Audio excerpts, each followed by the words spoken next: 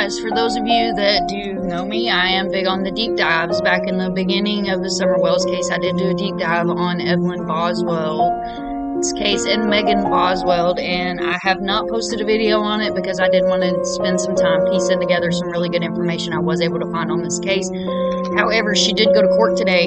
Again, this is the court date that we were supposed to have seen a few months ago that was moved out due to COVID. So here we go. What I'm going to do is I'm going to go ahead and pull up the video from WVLY. I apologize. WVLT. It looks like channel 8. This is where I was able to find the live footage from the court, and I will go ahead and play this for you guys. I definitely hope you do enjoy, and as always, let's keep these babies in our hearts and minds and be an army for the voices that need to be heard. Let's get some justice for these kids, because this is really sad. I lived in Tennessee for 20 years, and I don't know what the hell is going on up there, but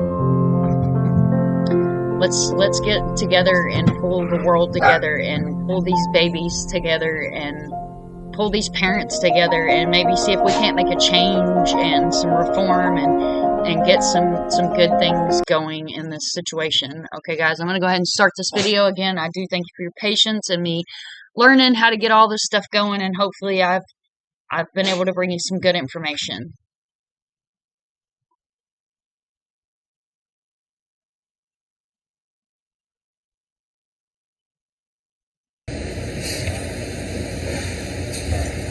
Next up is the defendant's motion for severance.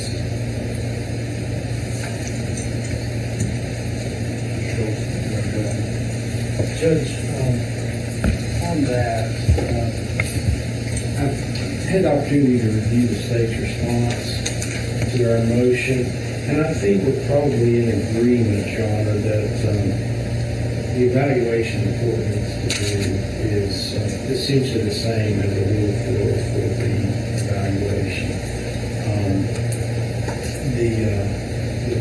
The first determination is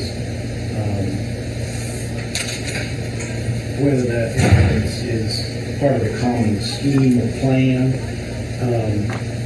and both our motion and the response state the standards that the court is to look at in that response or that regard. And the state makes a compelling argument in the response. I'm not prepared to concede that position, but I can certainly see where their argument comes from. It appears to me, Your Honor, that the crux of this. I am going to stop this here just to bring a little bit of commentary on there. She does have a mask on. The last time we did see her in court, she had a smile on her face. Motion and her smirk. And the argument here where we disagree is whether the prejudicial effect of these additional charges outweighs its probative value. And what we have asked the court to do is sever counts 1 through 4 from all the remaining counts. And essentially to have 2 separate trials.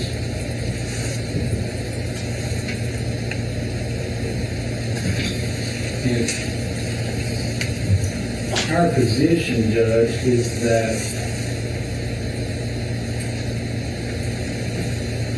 to try all these together, especially the multiple counts of filing false report, essentially gives the jury the option in their processing to say, well, she's guilty of these crimes, the false reports, so therefore she must be guilty of the felony murder, the aggravated child abuse, and aggravated child neglect, without evaluating the elements of each of those offenses. And so we are asking the court to sever those counts. In the state's response, on page 5 of that, they make the statement that at the core, the false reports prove the murder. And I think that is the whole problem here, Judge. If the state wants to present evidence of the false reports during the murder trial, I don't think that's the issue. The issue is the fact that she's charged with the same crimes. I'm not explaining that well. What I mean, Judge, is that... In my opinion, he's not explaining it well, because how do you explain that your client murdered her child? It's a different evaluation for the jury to say that she is convicted of, or she is charged with multiple counts of filing a false report. Therefore, she must be guilty of these other charges. That's different than saying, than the state presenting the evidence of those false reports in the charge of the felony murder case. And that, I think, is appropriate. I don't think I can argue that it's not. What I'm saying is that if the jury evaluates that, and they determine that there is sufficient evidence beyond a reasonable doubt to prove the elements, then that's what it is. But it's not appropriate if they say she is guilty of filing a false report, don't even look at the elements of the other cases and convict them based on that. That's what we're trying to avoid by this motion, Your Honor, is to take that possibility away from the jury. That they can say, the state proves she's guilty of filing a false report, therefore she's got to be guilty of that. And I think that, the state's response pretty much points that out, that is the... Okay, so where I'm from, we call that pulling straws. He is looking for the words to come out of his mouth in court because he doesn't know what to say. What do you say when all the evidence points to the fact that she knew exactly what happened to baby Evelyn? The situation. So that's why we're asking for a severance of those matters.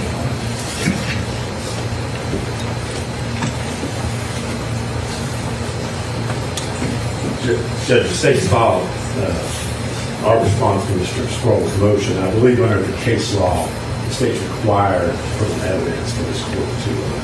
Before you got too far into it. Yes, so I'm not going to. I'm not really going to respond to Mr. Sproul's arguments yet. I've stated at this point I'd like to go ahead and put on evidence in regards to the sentence if we could. Absolutely. All right, so the state would call Special Agent David Grass.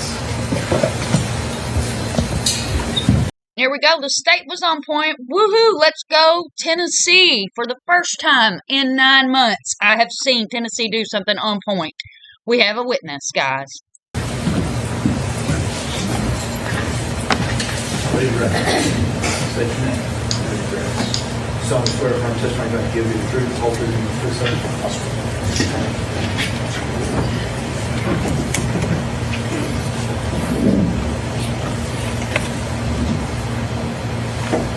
Good morning. Good morning. You are Special Agent David Grass, is that correct? That's correct. And who are you currently employed with? The Tennessee Bureau of Investigation. And what is your position or assignment there with the TBI? I'm a special agent assigned to the Criminal Investigation Division. And how long have you been with the TBI? About 2.5 years. What did you do before you joined the TBI? I was an assistant district attorney for about 5 years. And where were you at ABS? In the 3rd Judicial District. And how long did you do that? About 5 years. Agent Grass, if we could, I want to go back to February of 2020. Were you called out to assist the Sullivan County Sheriff's Office on an investigation that involved a 15-month-old child by the name of Evelyn Boswell? Yes, I was. And at that time, the initial report that got everything started really wasn't a call to law enforcement. Initially, it was a call to the Department of Children's Services that was made on February the 18th. Is that correct? Yes. All right. And who was it that made that initial call? It was actually the child's of Evelyn's paternal grandfather, Tommy Boswell, and also his mother, Mary Boswell. All right. And let's kind of set the stage here a little bit by identifying some of the parties. You mentioned the biological grandfather who made the call. That's Tommy Boswell, correct? Yes. And what is his relation to the defendant, Mary Boswell? That's her father. Okay. And then the child, that is Evelyn Boswell, correct? Yes. What was without getting into too many of the facts, what was the nature of that initial call to DCS?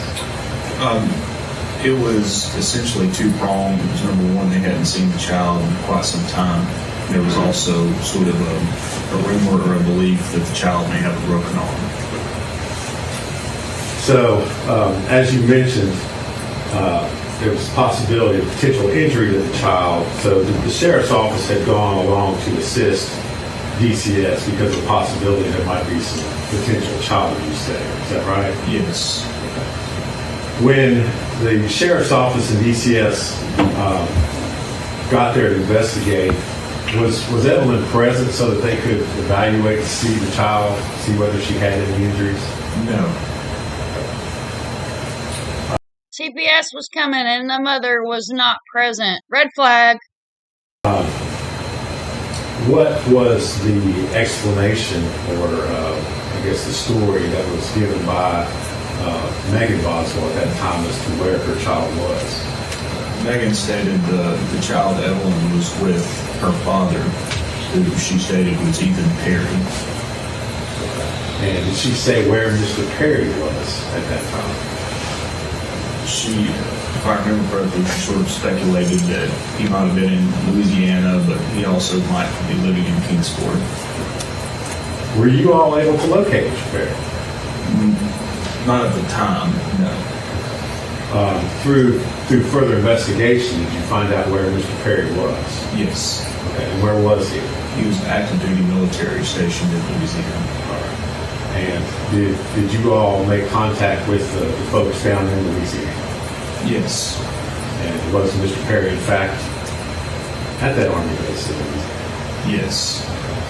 Was Evelyn there with him? No. So you all were able to pretty quickly Once again, Evelyn was not there. prove that the information that Ms. Boswell had given you about the location of the child is not correct. Is that right? Yes. Now, after that initial report, over the next few days, did you, along with other investigators and officers, conduct a series of interviews with the defendant, Megan Boswell? Yes. All right. And what were the nature of those interviews? What were y'all talking about? We were trying to locate Evelyn Boswell. And after speaking with her, and you spoke with her on multiple occasions, would that be correct? Yes. All right. What did you determine about the information that Megan was giving you? It was false. And as a result of that, on February 25th of 2020, the Sullivan County Sheriff's Office charged Megan Boswell with one count of false report. Is that correct? Yes. And that was for the information that she gave to them initially back on February the 18th of 2020. Is that right? That's correct. All right. Agent Kratz, if you could, I'm going to hand you a document and ask if you can identify it.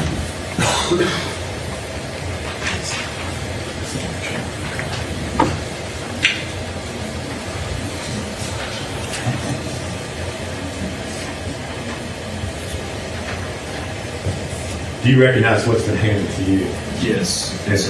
What is it? It's a certified copy of the general session form. Okay. Was that the affidavit of complaint that was filed on February 25th, 2020, charging Megan Boswell with that one count of false report? Yes. Judge, we were going to make that exhibit 1 for this hearing. No objection, Judge. All right.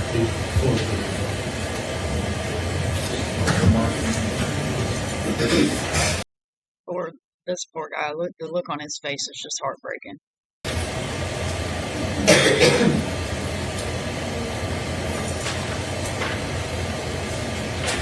Agent Gratz, at this time, there were no charges that had been placed regarding any sort of child abuse or murder. Is that right? That's correct. Because of the fact that at that point in time, on February 25th, you still didn't know where Evelyn was. That's correct. But your investigation did not end on February 25th. No. All right. In fact, there were, just tell the court, I mean, besides the TBI, what other agencies were investigating Megan's disappearance, or Evelyn's disappearance, sorry? The initial investigating agencies would have been DCS and the Sullivan County Sheriff's Office. Later in the evening on February the 18th, Special Agent Brian Pritchard was called in to assist Sullivan County Sheriff's Office. I was called in the next day to assist.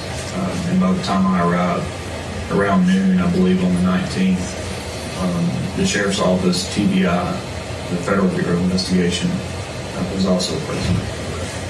And in addition to your investigation, you all were interviewing witnesses.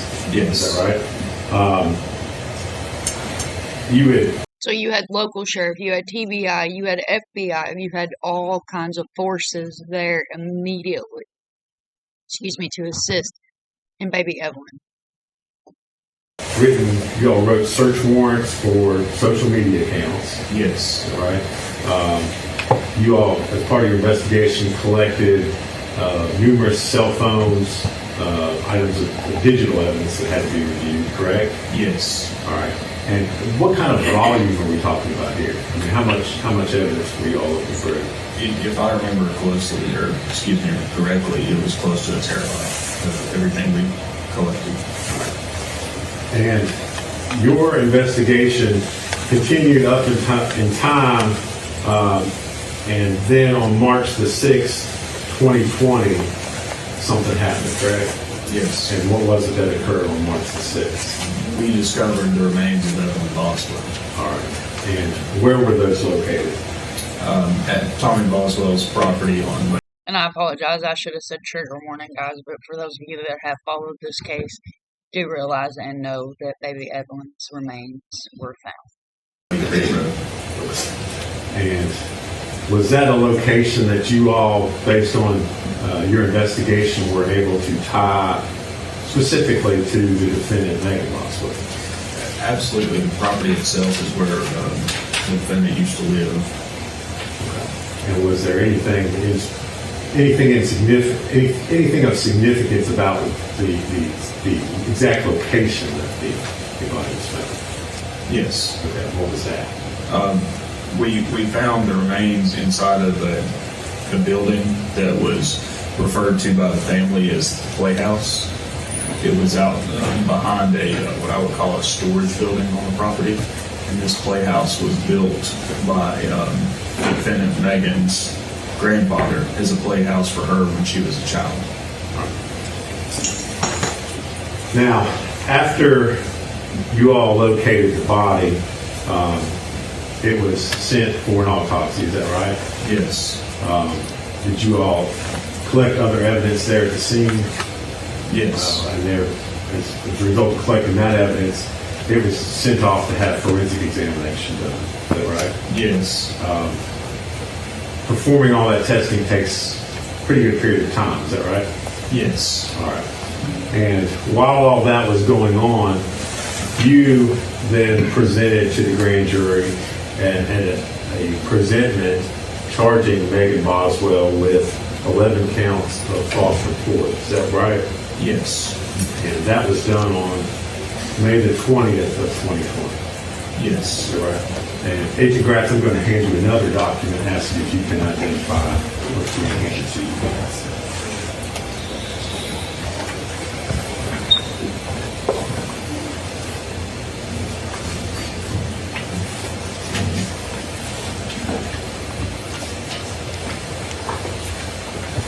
Yes. You recognize that? Yes, it's a certified copy of the presentment from May the 20th of 2020. All right. Judge, at this time, we would make that exhibit 2 to this hearing. Judge, we don't need that, that's in the court file. Me too.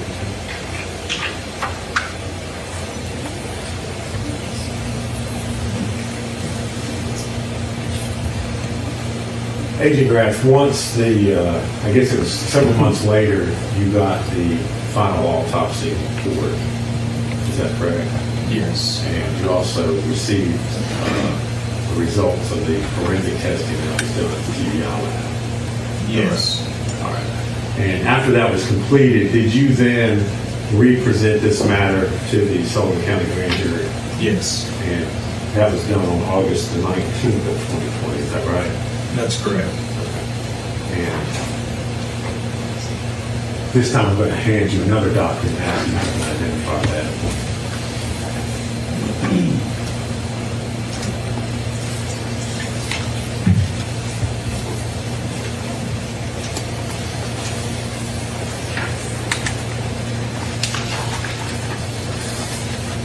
Yes, it's the certified copy of the presentment from August 19th. All right. Judge, could I would move to make that exhibit number 3 to this hearing? No.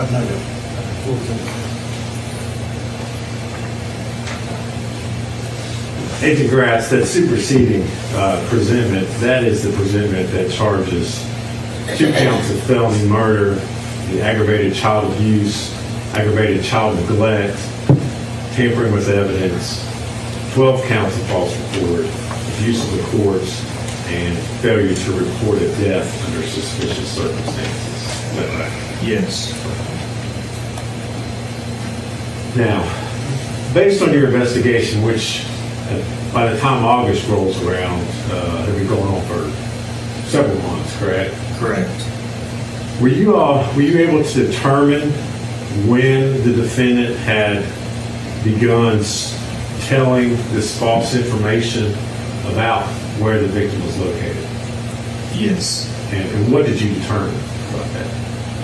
Based on everything we've collected, the first, time we found the defendant told the story that Evelyn was with Ethan was during the first week of December of 2019. And what sorts of things told you this? What was the evidence you were looking at that gave you clues? Text messages, witness statements. And so this was happening back in December of 2019. Yes. Right? So this was several months before law enforcement ever even got involved. That's correct. Correct. If we could, Agent Gratz, I'm going to, could we pass exhibit number 3 back to you?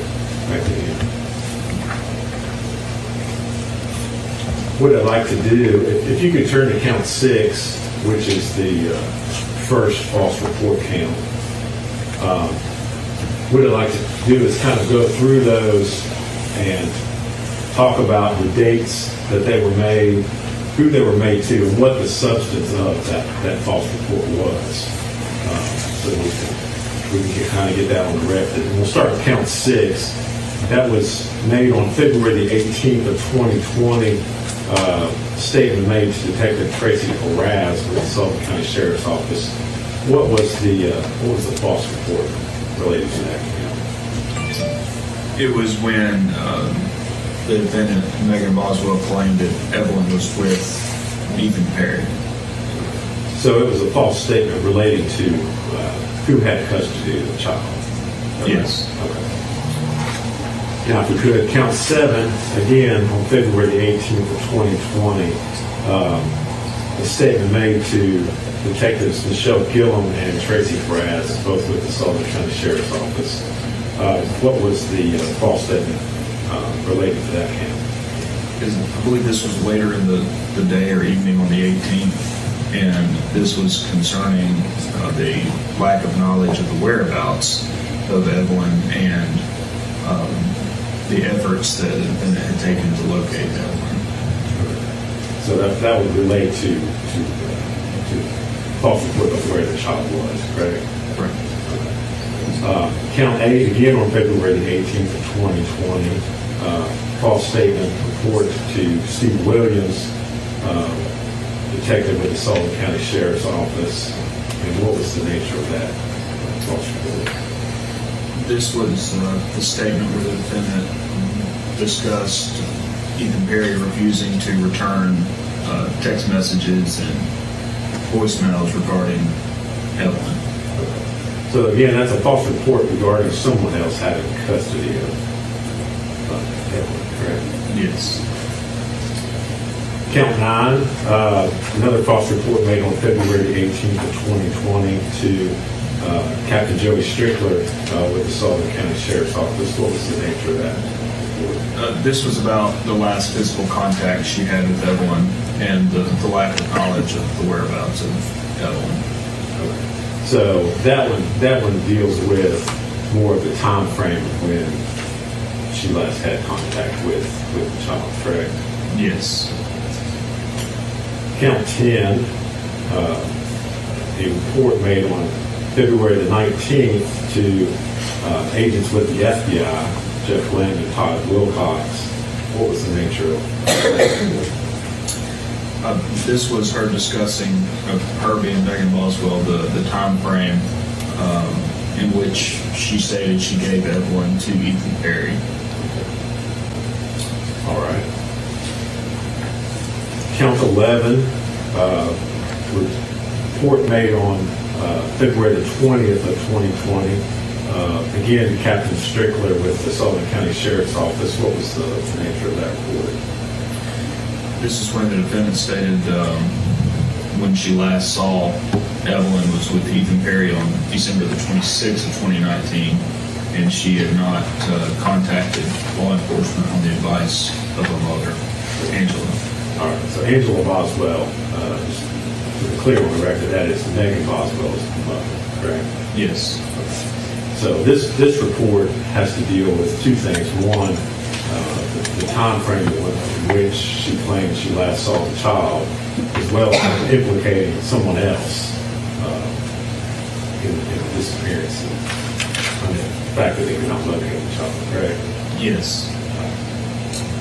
Count 12, another report made on February the 20th of 2020 to you, as well as Detective Matt Price with the Sullivan County Sheriff's Office. What was the nature of that false report? This was when the defendant stated her mother, Angela Boswell, had Evelyn Boswell. And so again, she's implicated someone else in the disappearance of her child, correct? Yes. Count 13, again on February the 20th of 2020, a report made to yourself as well as Detective Matt Price. What was the nature of that report? This is when she stated that her mother, Angela Boswell, had Evelyn since mid-December, and that Angela refused to tell the defendant her location, Evelyn's location, and she didn't call the police because she was afraid, the defendant was afraid that Angela would harm Evelyn. So again, she's given false information about the time frame in which she last saw the child, as well as implicating someone else having custody. Correct. Count 14, again on February 20th of 2020, statement made to you as well as Detective Matt Price. What was the nature of that false report? This is when the defendant said her mother, Angela, had taken Evelyn and wouldn't return Evelyn to the defendant because she owed her money and would not return Evelyn until the money was paid. Count 15, statement made the next day on February the 21st of 2020. That statement being made to you as well as Detective Matt Price. What was the nature of that false report? This was her discussing that, again, Angela had Evelyn at an unknown location, and the defendant had attempted to locate Evelyn but she did not know where she was and didn't have any additional information. And then the last two, count 16, false report made on February the 23rd of 2020. Statements being made to Agent Chris Wilhoit was a TBI. What was the nature of that false report? This is when the defendant said that, again, Angela had Evelyn Boswell and had given Evelyn to an unknown or unnamed person, and that Evelyn was safe and would have a better life with this unknown person. So this is yet another account where she is implicated someone else has custody of the child. Yes. And finally, count 17, false report made on February the 25th of 2020 to Detectives Jonathan Licklider, Robbie Clemens, as well as Agent Brian Fraley with the TBI. What was the nature of that false report? This is when she did say she was aware that Evelyn was dead. However, she told the story that it resulted from either her or Hunter Wood rolling over the child while sleeping, but she did not know the location of Evelyn's body. So this was her attempt to explain, I guess, the fact that she was not responsible for the death of the child. Yes. So these false reports kind of cover a number of topics. She implicates others in the disappearance. She gave you all false information about who had the child, about where the child was. Is that right? Yes. And then ultimately she blames someone else for the child's death. Is that right? Yes. You had mentioned earlier, and a number of these false reports relate to giving information about the child being with Ethan Perry. Is that right? Yes. Did you see evidence during your investigation of her telling this false report or false information to other individuals? Yes. And where did you see that? Text messages or Facebook messages, as well as witness statements. And who were the people that she was telling this to? The first statement we located was to an individual named Haley Sparrow, I believe. Was this a friend, someone? A friend of Megan's? I believe they were classmates in school. Did she make this statement to any family members? Who? Yes, it was the story she was telling to her family about why Evelyn was not present. So the false information that she was telling you all in February, when you're doing this investigation, this was same false information that she'd been telling family and friends for several months, correct? That's correct. And again, this information that you're getting in the investigation, it's based upon your interviews with the defendant, Megan Boswell, right? Yes. So you're getting all of your information directly from her. Yes.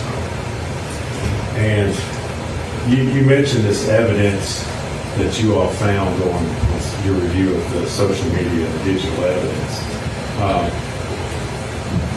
When did that begin? Were you able to figure out the time frame that she began to tell this false information to her friends?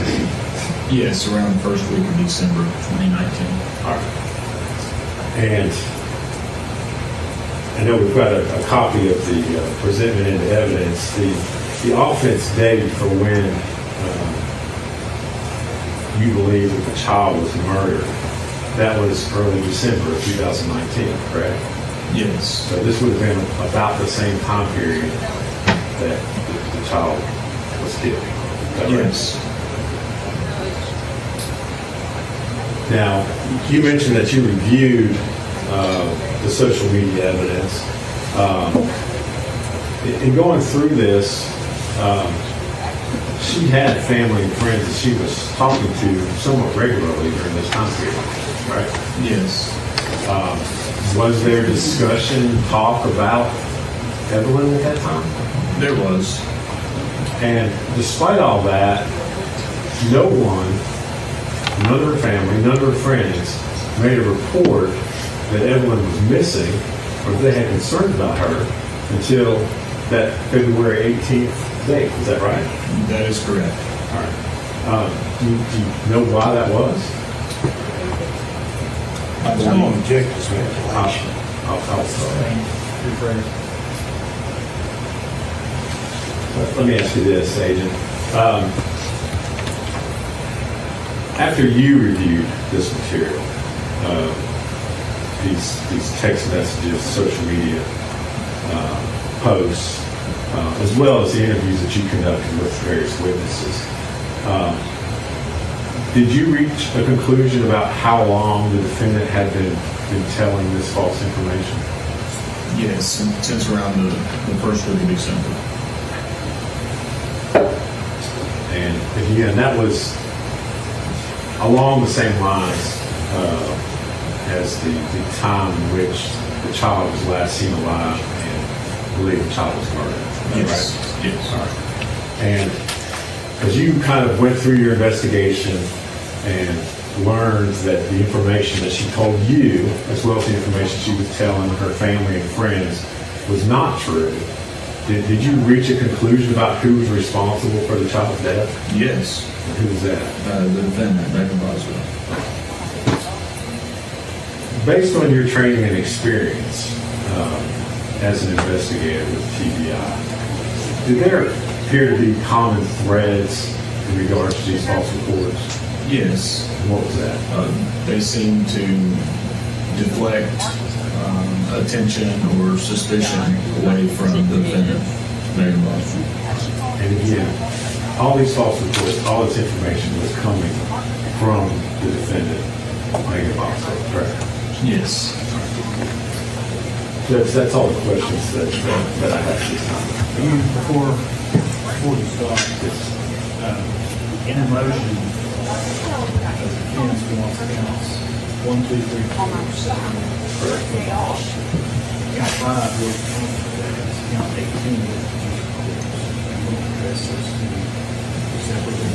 Judge, I object. I mean, essentially our motion focuses on the false reports, the gentleman's address. So basically, the motion before the court, the oral amendment, I would say, the motion before the court, is that you're asking for counts 6 through 17 be separate.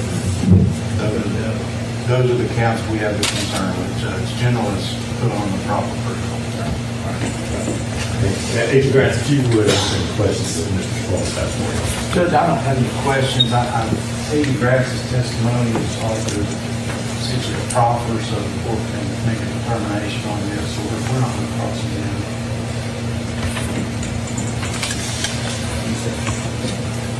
Any other proof? No other proof from the state judge. Yeah.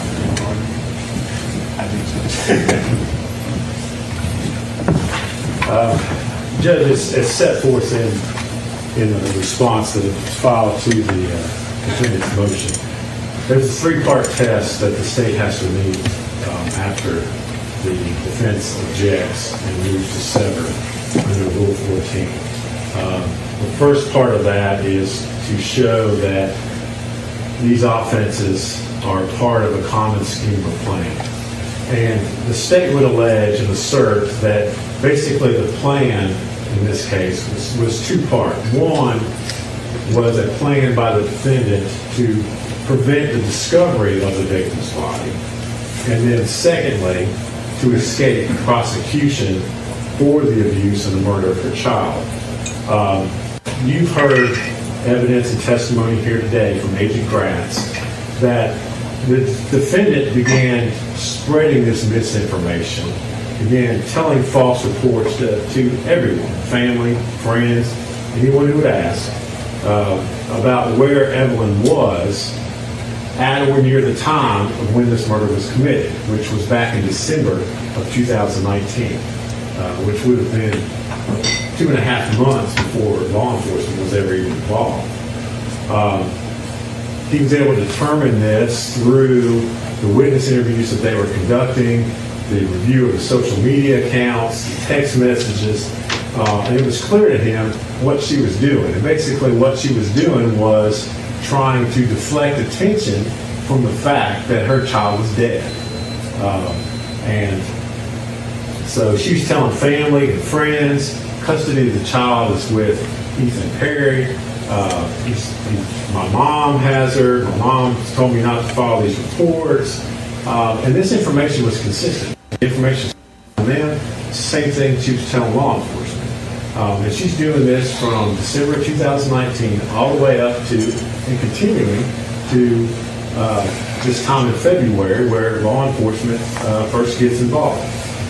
She was giving false information about who had the child, false information about the last time that she'd seen the child live. She's blaming, implicating others in the disappearance of the child, and then ultimately, in the final false report, she implicates someone else in the death of the child. So all this evidence is inextricably intertwined together, and it clearly shows a plan on her part. That plan is to deflect attention away from herself, away from the fact that this child is missing and dead, and then ultimately it's an attempt to keep law enforcement from being able to charge her and eventually prosecute her. These acts are linked in time, they're linked in place. So we would argue that they are part of this common plan. I think an argument could also be made, Judge, that they're in some ways part of the same transaction. I don't think that's a strong an argument, but I think in some ways this was really a continuing transaction that began when she murdered the child and continued up until the time that law enforcement got involved. The second prong the finding the court has to make is that the evidence of these false reports is relevant and admissible in the trial of the remaining offenses. Now, case law shows that you can use this type of evidence to show motive, to show intent, to show guilty knowledge, and to show absence of mistake or accident.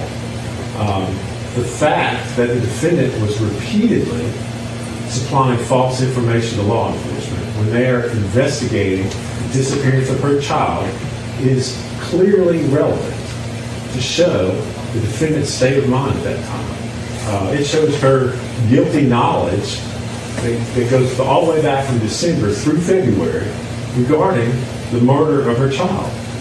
And again, it goes to these efforts and the intent that she had, which was to divert law enforcement from ever discovering the body in the first place. The third prong that the state has to show is that the probative value of the evidence, of these other evidence, of the other offenses, the false reports, is not outweighed by prejudice. And this is the element that Mr. Sproles addressed with the court initially in his opening comments. And the state would respond this way. The probative value of these reports is extremely high. Obviously, they deal with the facts that Megan Boswell was actively covering up the disappearance and murder of her child for 2.5 months before law enforcement got involved. They show her state of mind. They show the guilty knowledge that she had about it. Now, obviously, a jury being told that she has given false information to law enforcement is not going to reflect well on her character. That is a given. But the crimes themselves, the false reports and the felony murder, aggravated child abuse, aggravated child neglect, abuse of the courts, those crimes are not similar in nature in any way. So there is very low propensity, if they hear evidence that she has lied to the police, there's not a propensity to believe that just because someone lies to the police, they're going to go out and murder their child. There's just the two crimes are not similar in nature. So the state would argue that because of that, the probative value is not outweighed by the prejudice in this case. Finally, Judge, if I could, I'm going to pass up a copy of the case, which is Statement versus LaForce. It's a 2008 case, and I believe this is the case which is most similar to the situation that the court's dealing with here today. And that was a case that the Court of Criminal Appeals held that where you had a common plan or scheme, which was basically a defendant who was trying to escape prosecution for the underlying crime, that could constitute a common scheme of plan. And the facts of that case are actually not as strong as the facts in this case. What happened in that case, the defendant was arrested and charged with prescription fraud. 2 weeks later, at a preliminary hearing, the defendant threatened a witness who had testified against him at the preliminary hearing. So as a result of that, the state charged coercion of a witness and retaliation for past acts. And despite the fact that you had a clear break in time with these offenses, the court held that the second set of offenses was clearly part of this plan on the part of the defendant to escape prosecution and being convicted of those initial charges for the prescription fraud. We've got a very similar situation here, but the facts in our case are even stronger because we don't have that break. As you heard from Agent Gratz, after the murder occurred, these false reports and these lies were being told almost instantaneously. So again, you've got all these. In my opinion, he's sitting there thinking, "Oh shit, Batman." False reports that are being made by the defendant, and they're for the sole purpose of trying to avoid the body being discovered, the crime being detected, and ultimately her being able to be prosecuted for the abuse and murder of her child. And again, she's been spreading this information almost from the get-go, so we don't have that break in time. Based on that, Judge, it's the state's argument here today that we have met the three prongs that are required under Rule 14 to keep all of these counts consolidated, and the state would ask that you deny the defense motion to sever counts 1 through 4. You want me to hear him? Please do. Judge, General Harper argues that the probative value of this information is high. So is the prejudicial effect. And I would, Agent Gratz's testimony very clearly focused the court's evaluation here on that part of the three-pronged test. And I would urge the court, keep in mind what we're asking for here, Judge. We're not asking to suppress that evidence that Agent Gratz testified in either of the trials. All we're saying is that the false report charges should be severed and tried separately. And as I said early on, the question of whether what we're trying to avoid is a situation where the jury can say she's been found guilty of filing a false report in these counts, so therefore she has to be guilty of the murder.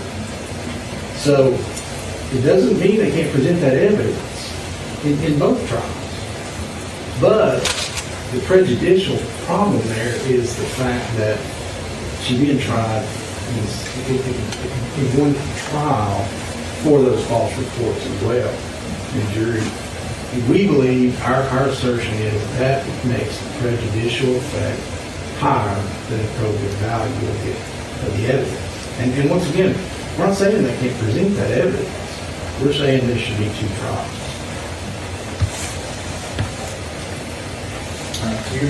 In my opinion, he's trying to do damage control. They don't want this evidence brought up in front of the jurors to show the character of the mother.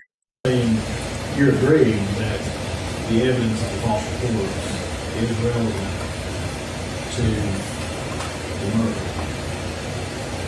You're just saying that prejudice far outweighs. That's our argument, And just to clarify even more, the evidence of the false reports is the state's evidence.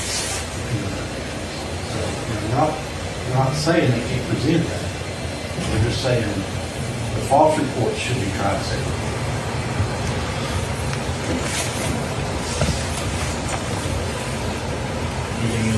Okay, so let me rephrase since he did.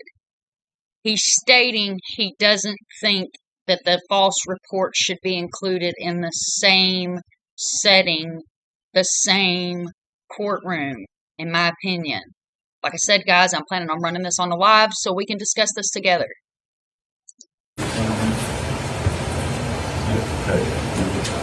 take that under advisement. I'm not sure if we continue because I have to make findings on that conclusion of the law.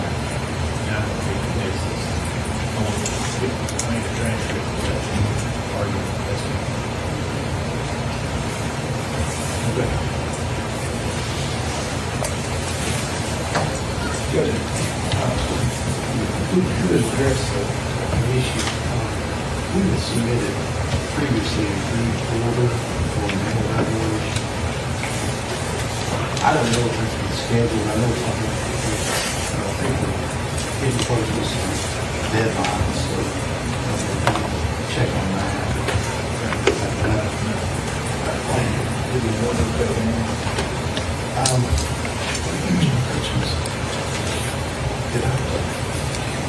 I believe yes, I probably can't put my hand on a copy of it.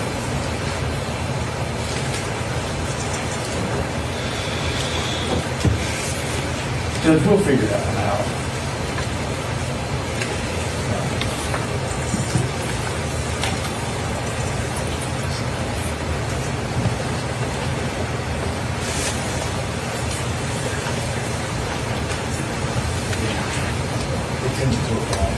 Yes, okay.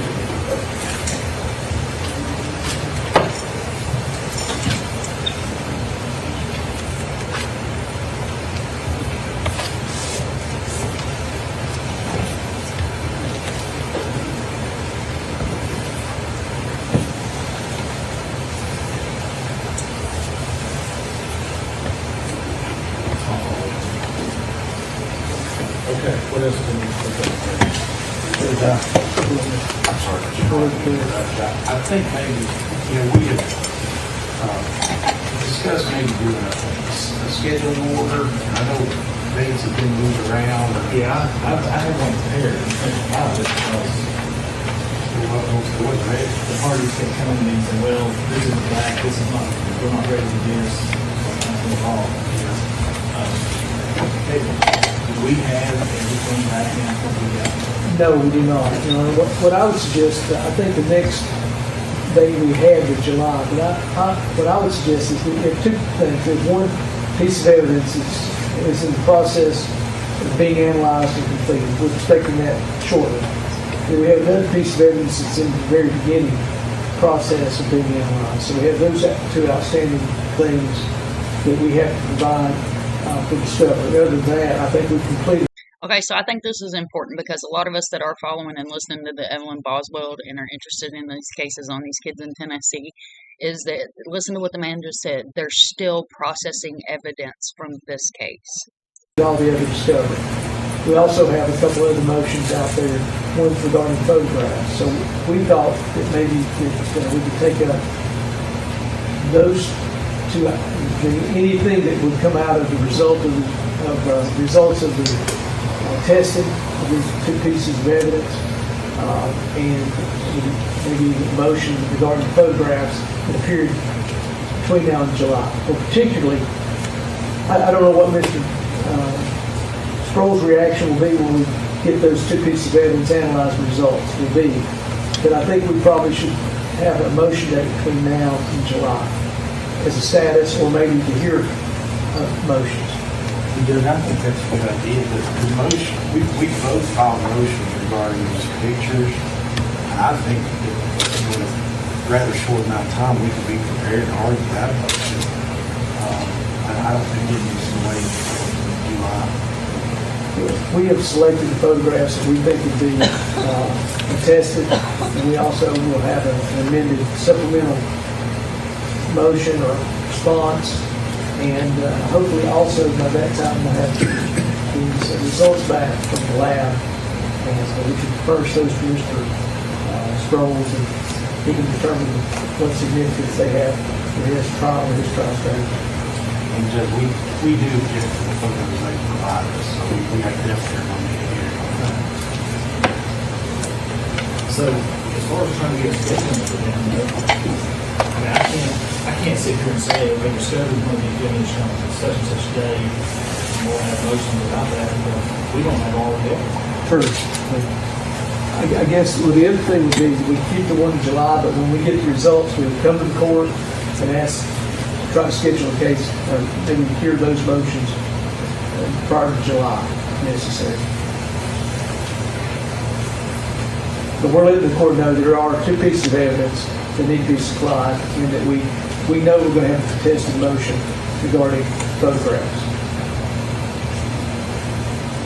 It's also going to be changed venue. Right. And we think that those, the court's ruling on that could affect what the court determines ultimately to do about having the trial here or somewhere else. I mean, the jury selected here or somewhere else. I think it might have some bearing on that.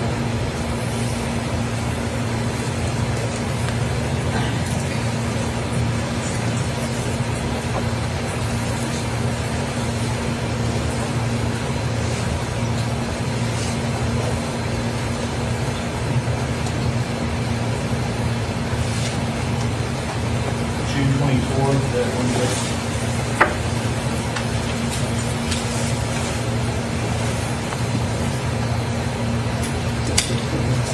Fund statement.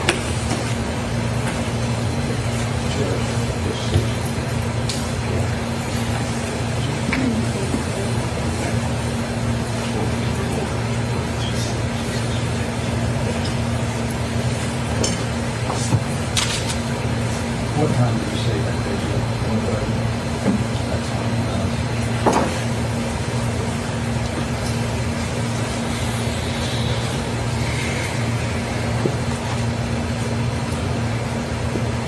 Just so the court's aware of, I believe we already had on the calendar a motion on any mental health offenses for Ms. Boswell at 9 a.m. on that day, so if we would use something. I don't know if that was actually in the system, but that's what we discussed.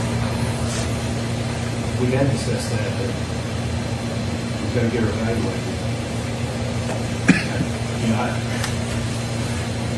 I've got serious concerns how the defense is going to say, well, we've got this defense and that defense, or we've got mental defense, and they don't have all the evidence. And I don't even know what. Have you been talking to the defense as far as what's still out there? Your Honor, what's bearing, what's out there left, I don't think has any bearing on the mental evaluation. Defense regarding state of mind or mental health.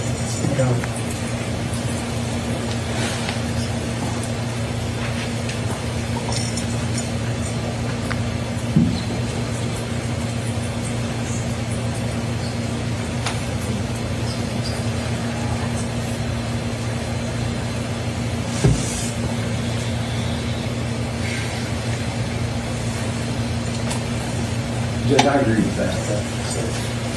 And the state has kept informed about the status of others. I can't fault them for that. I agree. I don't think that evidence will have a bearing on the mental health issue. So do you think we'll be prepared to have that ready to go on the 24th of April? I mean, I certainly can pull all the slack out of it on mine, but we're dependent on your help and some other agencies there, so Well, I'm gonna tell you, yeah, but I'm not sure when.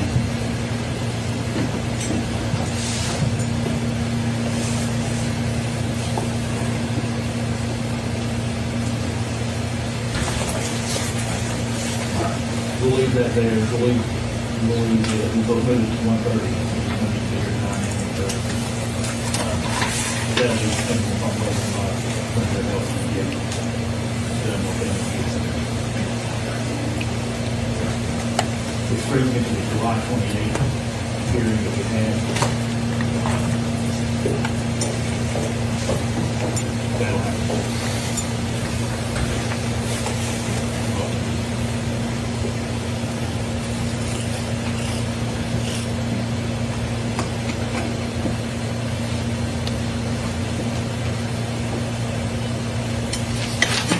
Why don't we just wait and see what we have on the 24th? I don't see any reason for me to say, this for us all to sit here and say, okay, this is our schedule until we get all the evidence back. Agreed. We're spinning our wheels. I think you're right, John.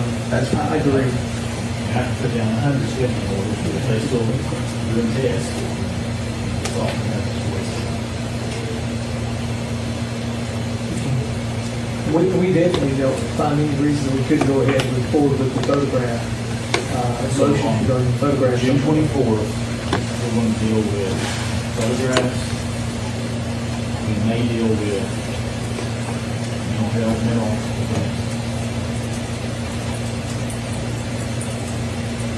You all will keep me apprised as we approach this report, the status of the TBI Yes, Your Honor. examination. Yes, and we've asked for expedited processing of this, both of these pieces of evidence, and TBI's agreed to do that. All right, and what else do you figure out?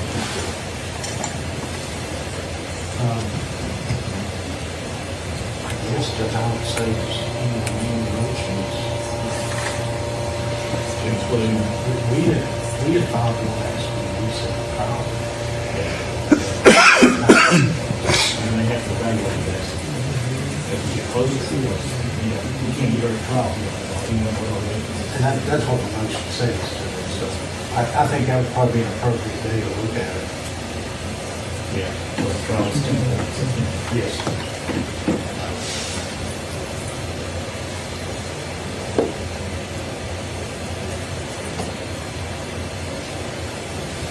If we get through the photograph part of that motion, we may end up taking that to the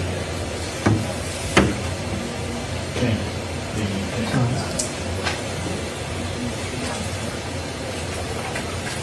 Judge, one of our motions that we filed prior to the deadline was asking for permission to file supplements to that change of venue motion.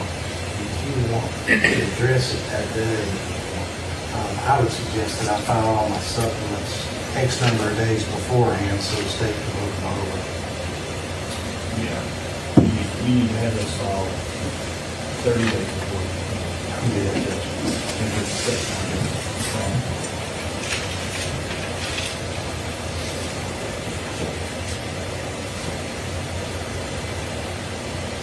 All right. So, May 27th, if I have all those filed.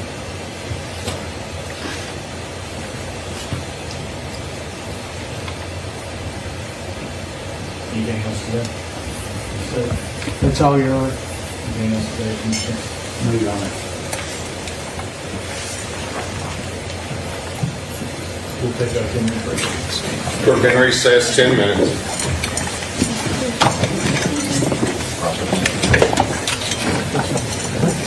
Grants, I'm going to double my life insurance knowing that you're with the TBI because I'm afraid of my well-being. I don't think protect us. Good to see you,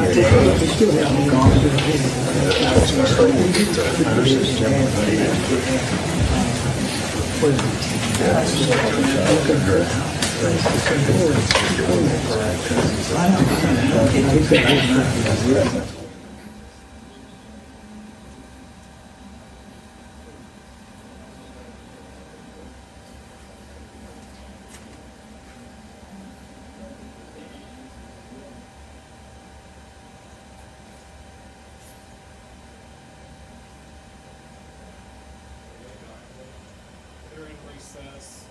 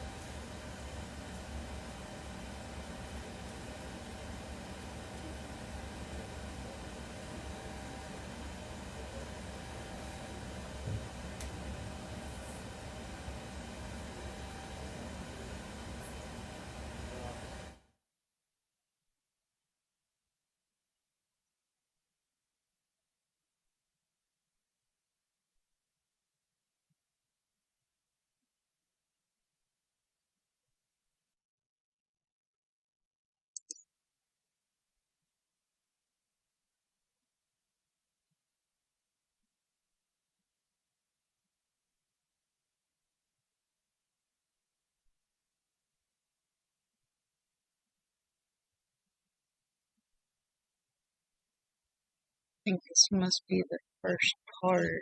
So, guys, I will look for the second part of this.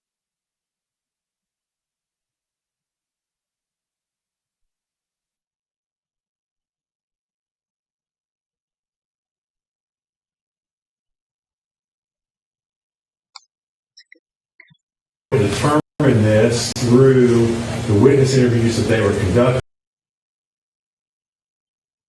That's for that.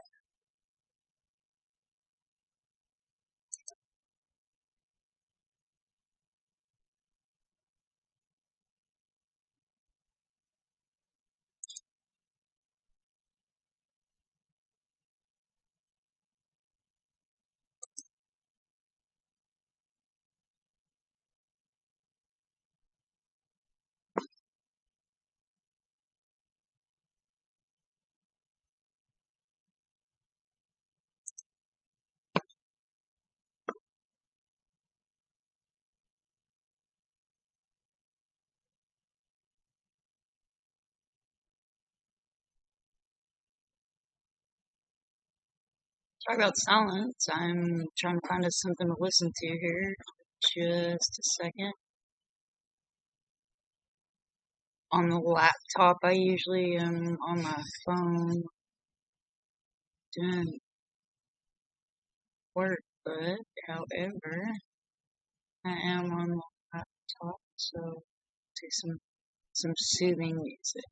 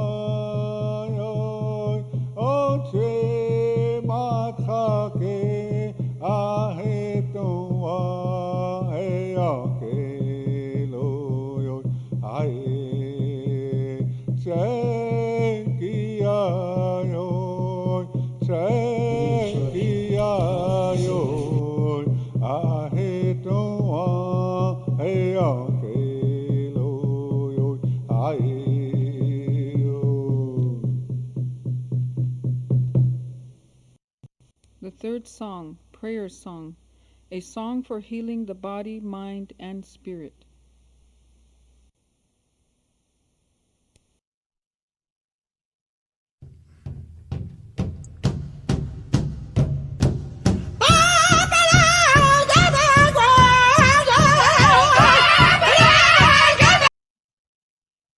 Sorry guys, that might have been too much.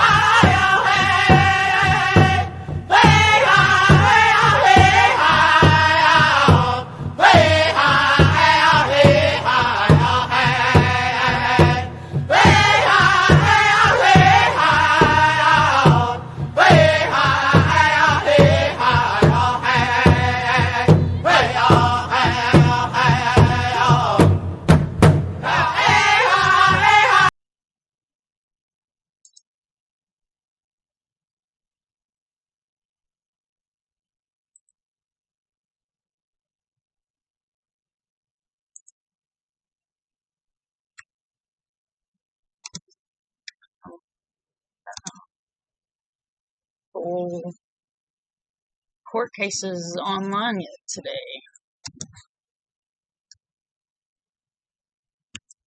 Just a second here. Turn the music back on.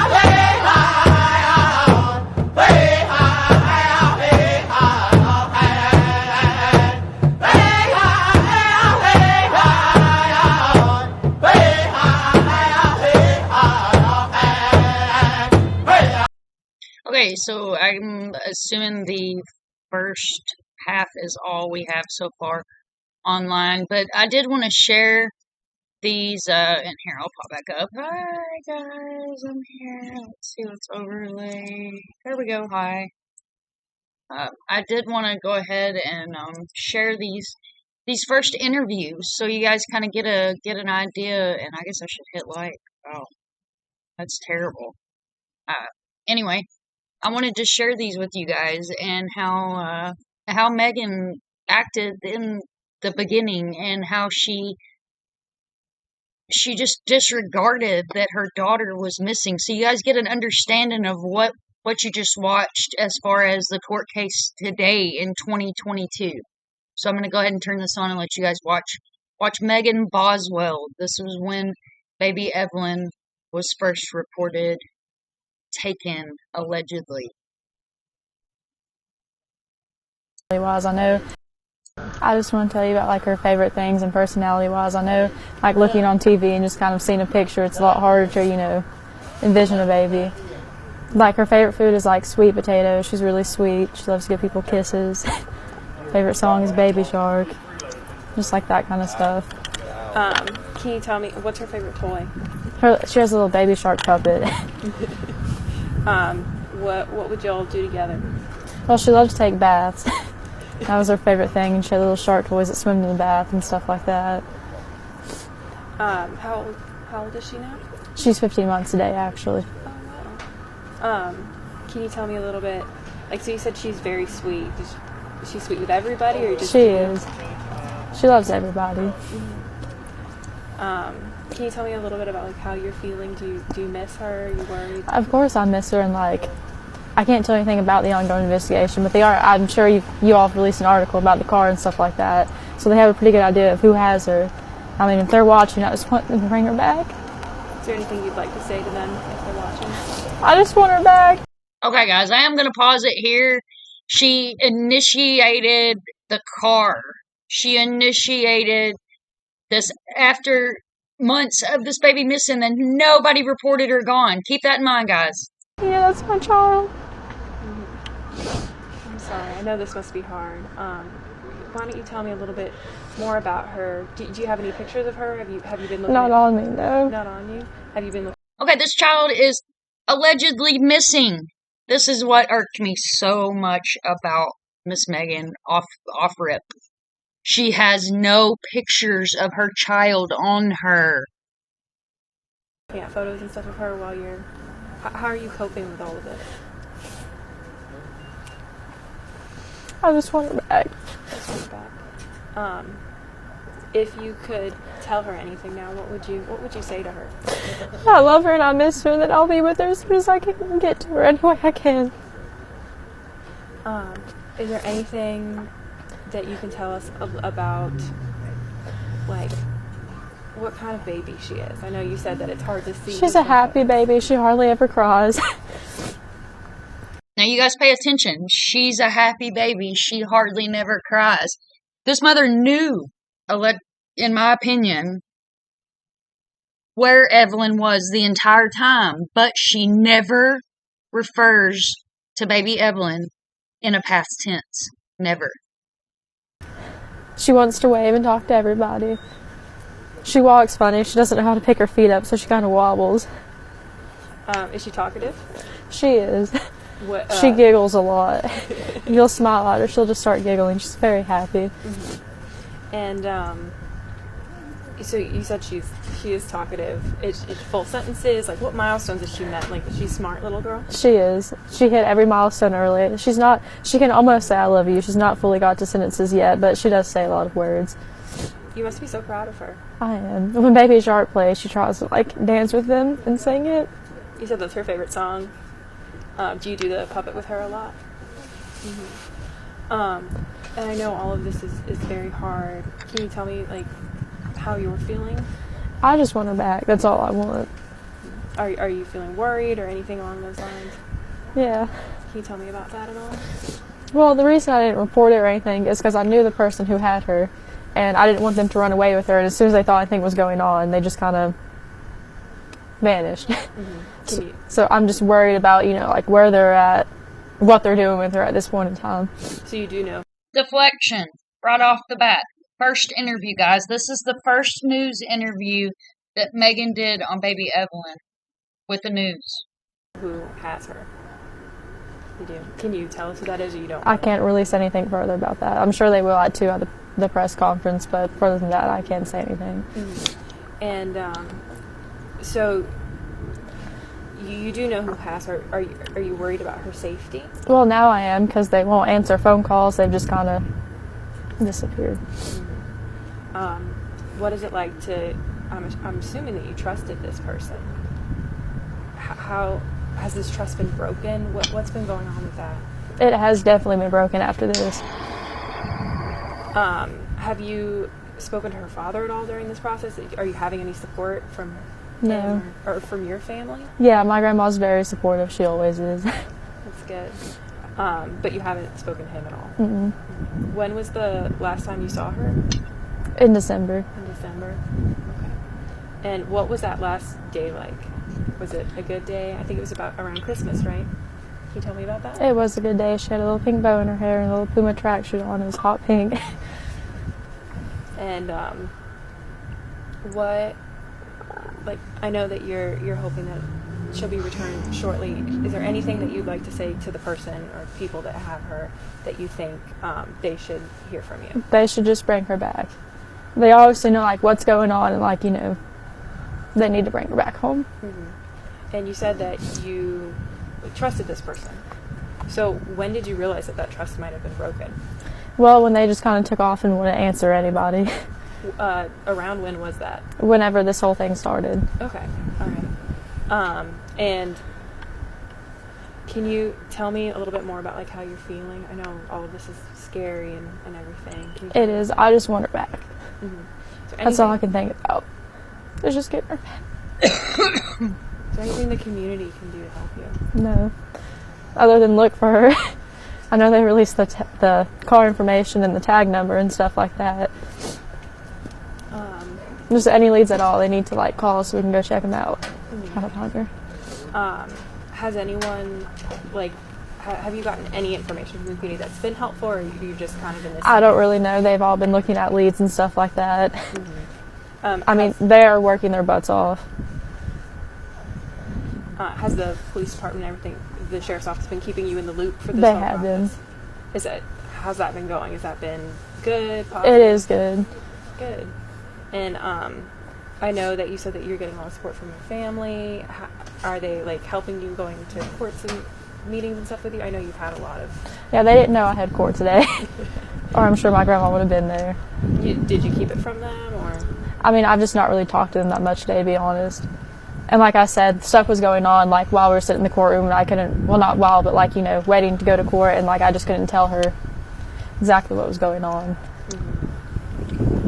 So you said, like, obviously you can't share anything about the case, so you haven't been sharing with, like, your family or anything either? No. How's that, of not being able to confide in anyone? I mean, the police officers are very nice, especially, like, Sergeant Matt Price and stuff like that. I can talk to him or, like, them, and they've been, like, really helpful this whole time. They really have been. And anything else that you think that people should know about Evelyn, about, like, what makes her so special? She's just a very sweet baby. She's got, you know, the little dimples on her face. Do you think she looks like you? No, she definitely looks like her dad, but she does have my eyes. That's good. You have very pretty eyes. Thank you. She's the cutest baby ever. So you'll know it's her when you see her. She loves everybody. She tries to kiss everybody on the cheek.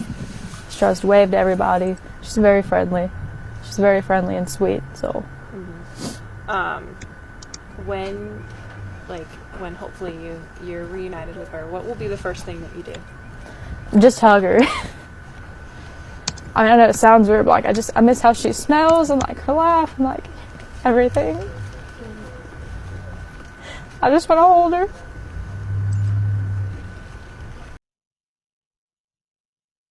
In my opinion, that is the fakest cry I ever heard. So I know that this must be like you're missing your baby, and then there's been trust broken, right, as well. Are you worried about her safety? I mean, in a way, yes, just because we can't find, you know, the car or nothing like that. But they have exhausted almost every option, you know what I'm saying? They're working around the clock. They have a whole room of people up there, like, dedicated just finding her, and I appreciate that. Mm-hmm.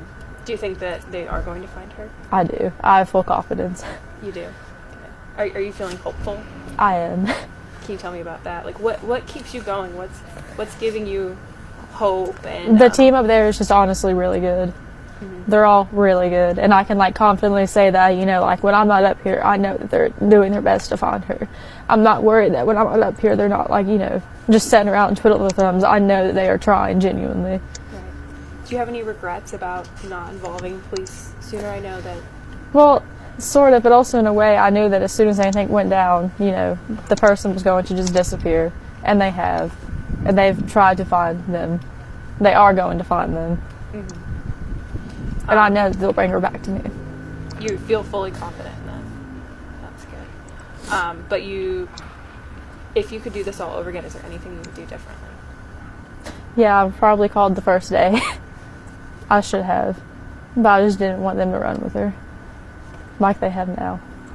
Did you ever expect them to run with her?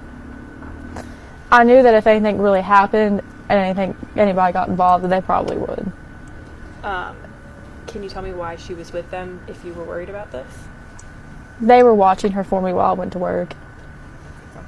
So it was like a babysitting type childcare situation? Yeah. But you thought they might run with her? No, until they took her, no.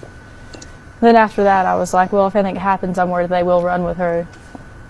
And to be honest with you, I won't lie, I didn't know how good the team was up here, and if I did, I would have called the second that I realized. they are very good. Like I said, they are doing everything they can, and I'm very confident in that.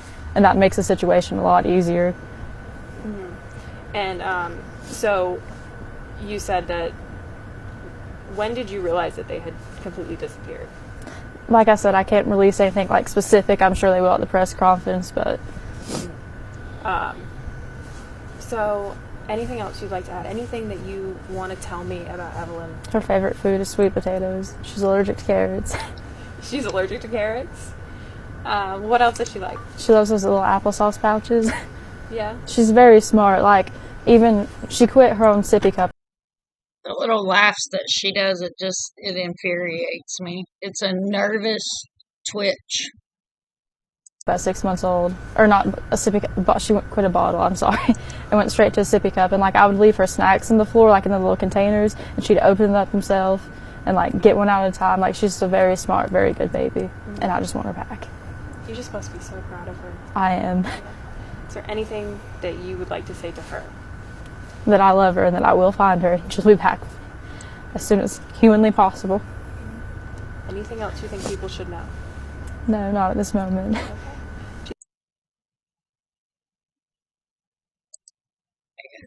Just a second here. I'm going to get together some other good information I want to share on this case.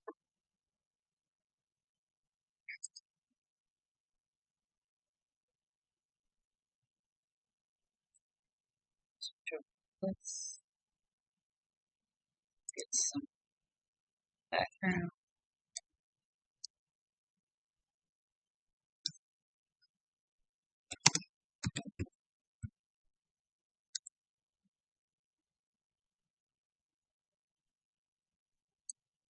So sorry about the silence, guys. Do apologize for the silence.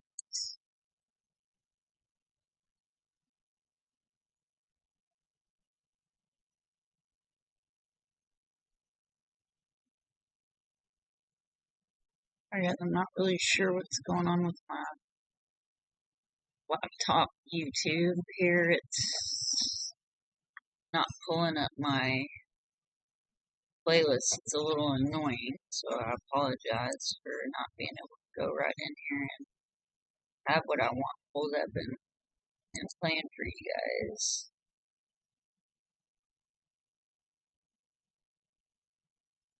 And what kills me is I have the fastest internet that you can buy in Florida because my kid streams PlayStation, so internet's really important to be fast in this house, or you have moaning and groaning about lag. You learn what lag is.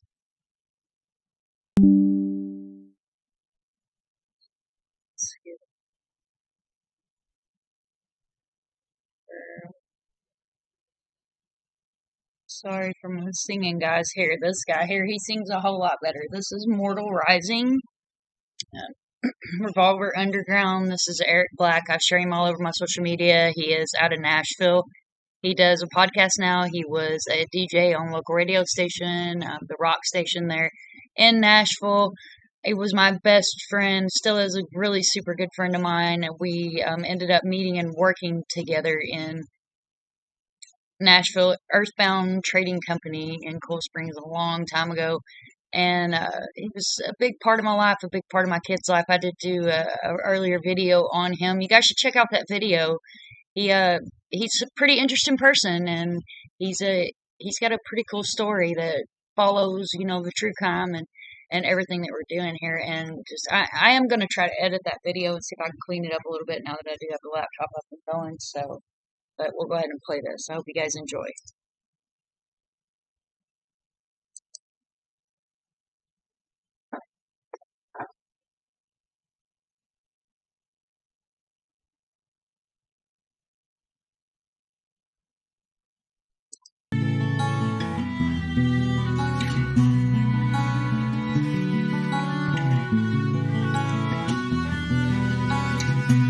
Empty grave, I am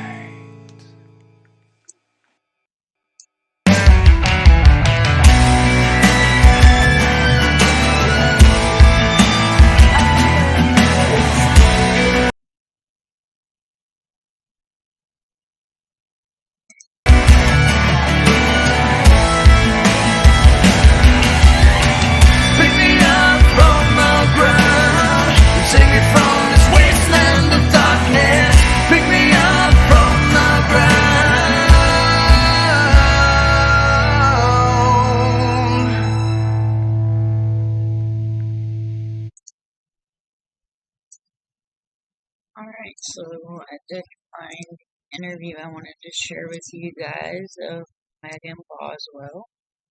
So let's switch this around. There we go. So Yeah. Sorry about that. Sorry about that. What up? You know the Technical difficulties. Sorry, guys.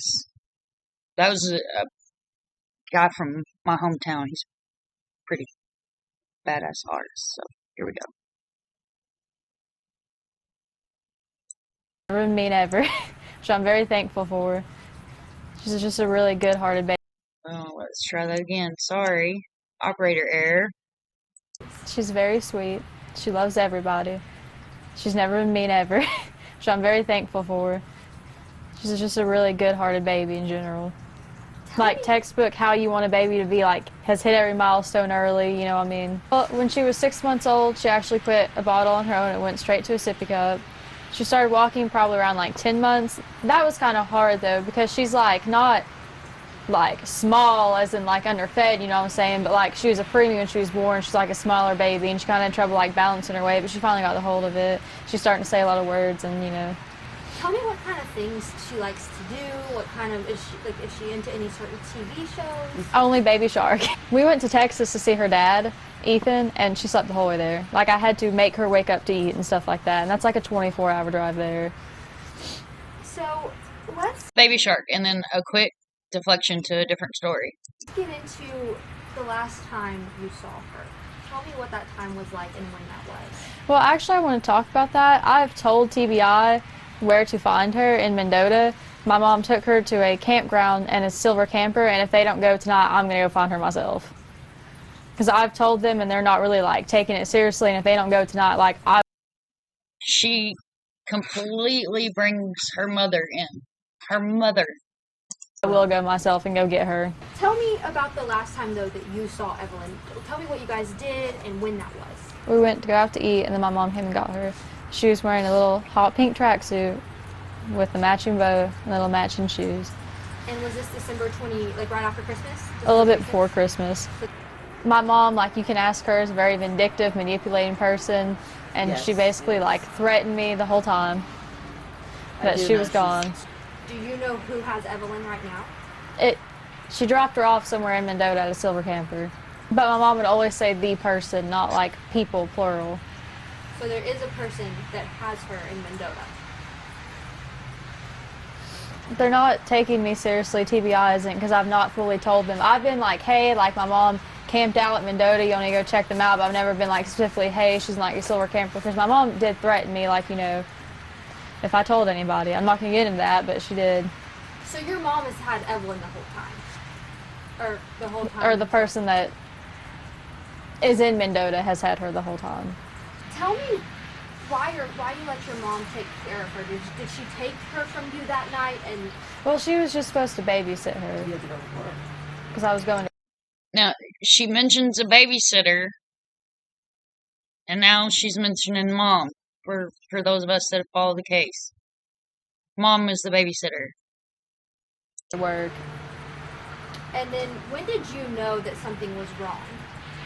Well, whenever, like, she picked me up Wednesday, and I told her, like, hey, they're doing a press release about the Amber Alert thing, and then she freaked out, and that's why they couldn't find her. Like, nobody talked to her for days until they arrested her. She just kind of, poof, gone. But she kept trying to take me to Mendota, and I kept asking. I was like, oh, are you taking me to Evelyn? And she would never tell me yes or no. And I was like, well, if you're not, I'm just calling somebody from the police station to come and get me. Like, I'm not playing these games with you. In my opinion, she was using her mother to make her story sound better.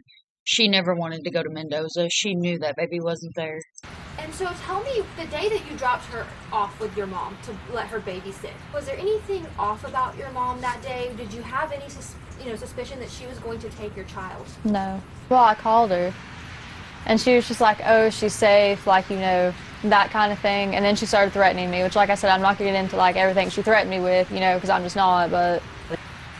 Obviously now that you believe you know who has her, what do you have to say to them?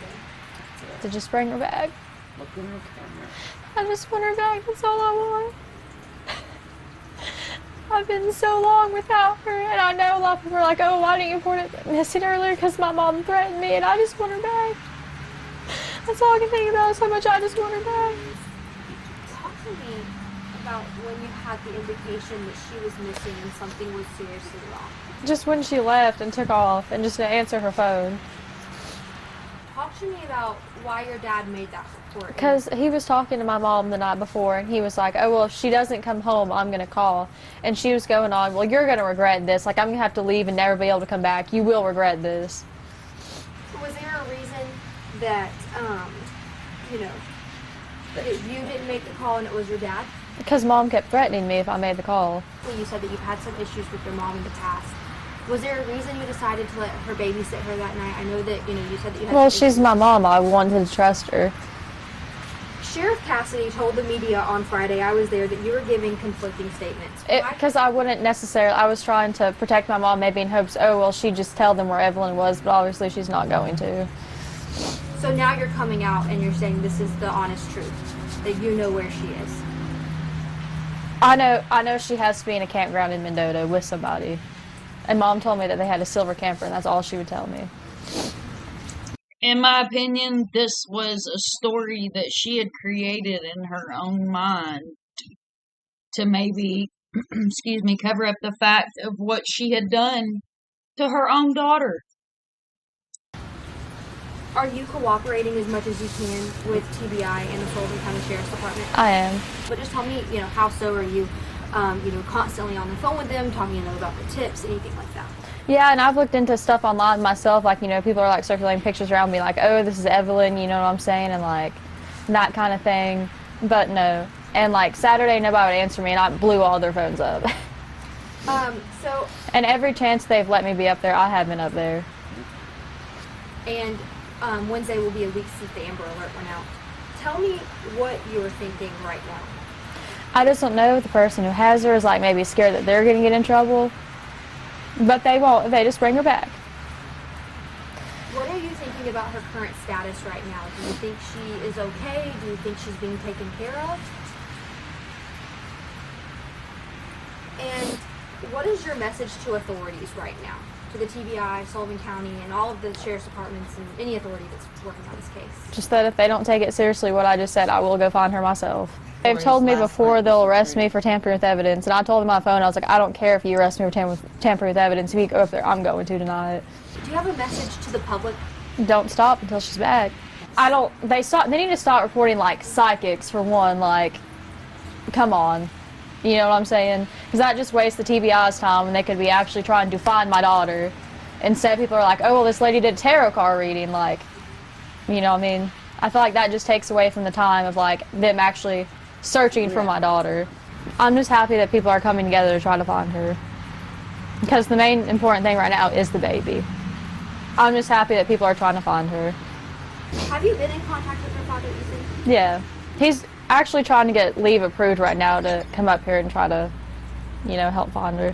What is her relationship like with him? He's in the military, guys. Dad's in the military. She's only been around him a couple times because Murray was in the Army.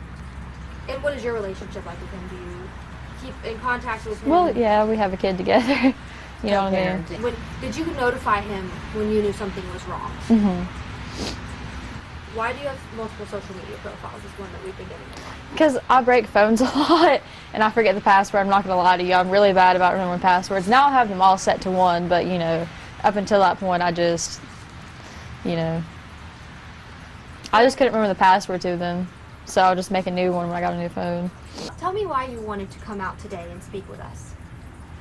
Just to talk about Evelyn, and, if TBI doesn't go find her or not, I'm hell-bent on going myself. And that's the truth, one way or another. This is a really big case, and a lot of people have a lot of questions surrounding this. Is there any other message that you want to send to anyone?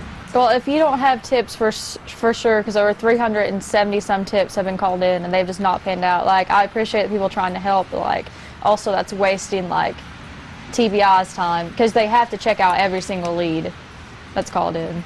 Obviously... Okay, in my opinion, why would a mother ask people to stop calling in tips? What in your right mind tells you to do that? Come on, guys. It's been a long time since you've seen her. Are you worried about that, about reuniting with her? No, because I love her. I know she loves me. And do you think she's been taken care of well in the time that you've missed with her? I hope she has been. Tell me what the first things you want to do with her. I'm just going to hug her and not let her go. Wow. Like, they'll have to pry her from my arms. Literally, because I'm just not going to let her go. Probably going to sing Make a Shark to her. And just hug her and not let her go. My favorite thing is, the first time she kissed me, Lord, I cried for over a week, because she would pull my hair, and I would just let her do it, you know, because I love her. Like, I didn't want to make her cry or be upset in any way, and she would pull chunks of my hair out.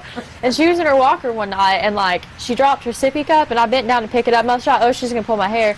She pulled my face close to her, and she kissed my cheek, and I just, like, cried about it for over a week, because I was like, oh, my God, I'm the first person that she's kissed, you know what I'm saying? Just, like, little stuff like that. I love her to death, and I would hate to have missed out on anything. Especially because of my mom. And obviously, you know, you told me you talked to your mom a couple of times throughout this. And each time, did she give you any update on Evelyn? She just told me that she was safe. So when was the last time you talked to your mom? Like physically, just the two of you on the phone, or? Wednesday, the 19th. Tell me any details about that conversation. I mean, she was just going off on me and wanting to go to Mendota, and I kept telling her, I was like, if Evelyn's in Mendota, just take me to her. I will take her up there. We can just end this right now. Like, let's make this simple. Just give me my child back right now before this gets blown out of proportion. And she would never be like, oh, yeah, I'm taking you. She'd just be like, you don't need to talk to them. I don't want you going up there, and, like, stuff like that. And I was like, okay, well, if you're not going to take me to her, pull over, and I will have, like, somebody on Sullivan County's end come get me to go up there and talk to them. What is your biggest fear right now? I have a lot of them. Just that I don't know, that maybe they won't find her tonight, or, you know, maybe they don't find her tomorrow. Maybe it's weeks from now before they find her. You know, the people aren't going to be like, oh, well, like, I'm not giving her back because I've kept her for 2 months. This is my child now. Well, still, I'm just worried that they're going to be angry about that. You know what I mean? No, right. She just needs to come home. Exactly. She's been away from her mom for long enough. So, I know there are a ton of social media rumors. So if there's anything that you wanted to set straight that I'm not aware of, I will. This is Gypsies are not a cult. They've been asking people if there's like a gypsy ringleader, and like, I mean, like, we're not like ringleaders. We're not like out here kidnapping babies or anything like that. So would you describe your family as a gypsy family?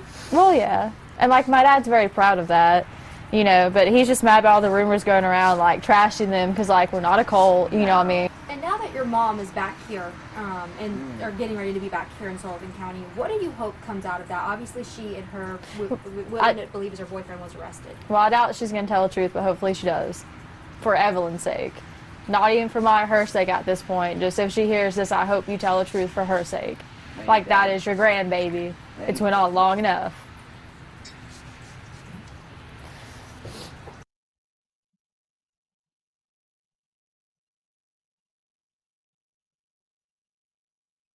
Okay guys, so I'm gonna go ahead and pull up this next video. This is a video where Megan Boswell, excuse me, explains to the news that she was unable to do a lie detector test due to being pregnant.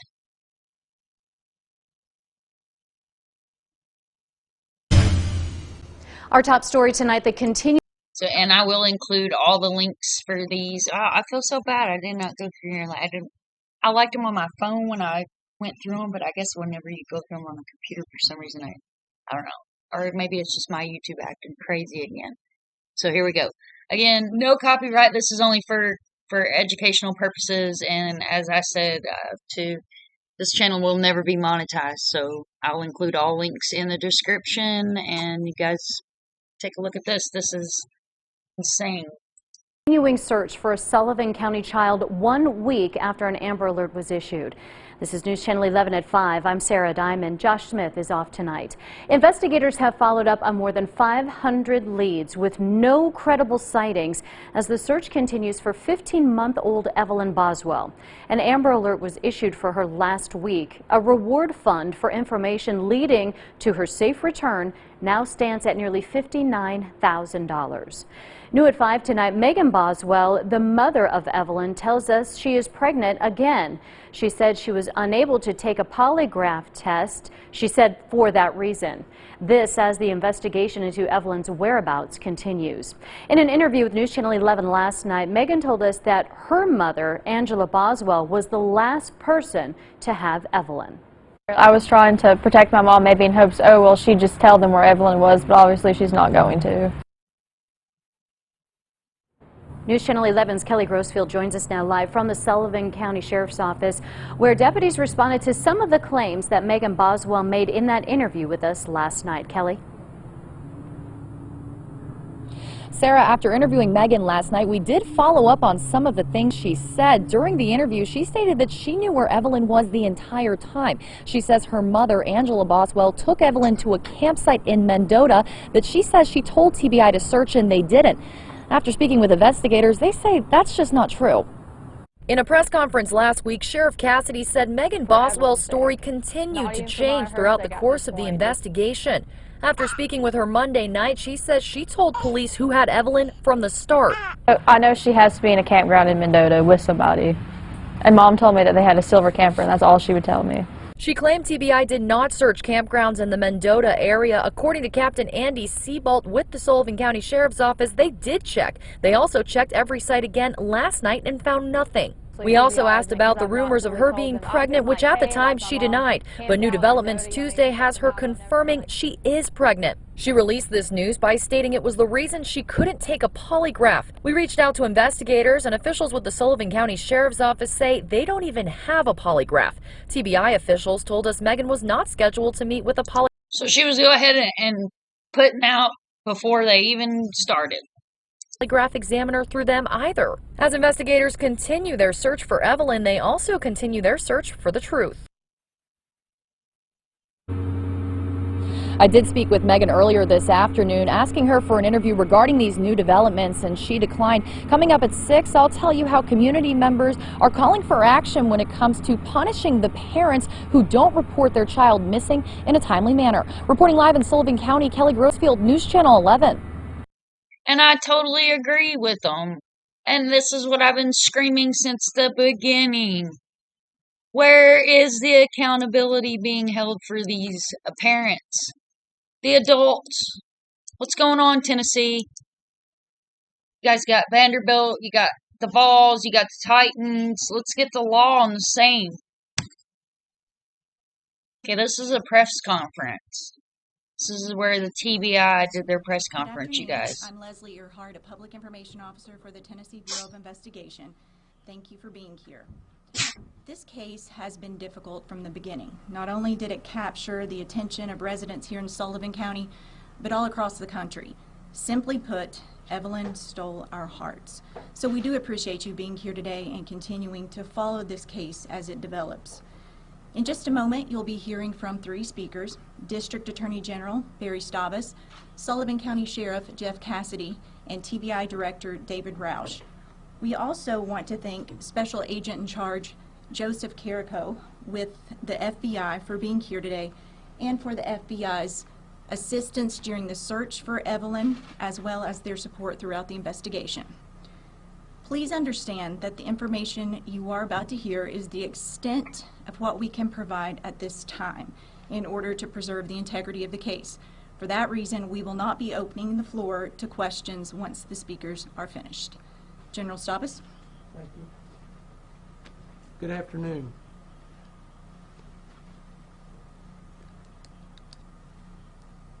This afternoon, the grand jury of Sullivan County returned a true bill, a presentment, charging Megan Boswell with a total of 19 counts. There were 2 counts of felony murder, 1 in perpetration of aggravated child abuse and 1 in perpetration of aggravated child neglect. 1 count of aggravated child abuse, 1 count of aggravated child neglect, 1 count of tampering with evidence, 1 count of 12 counts of false report, 1 count of abuse of corpse, 1 count of failure to report a death under suspicious or unusual or unnatural circumstances. The next hearing date is August the 28th in criminal court for Sullivan County, and the bond on this case currently is $1 million.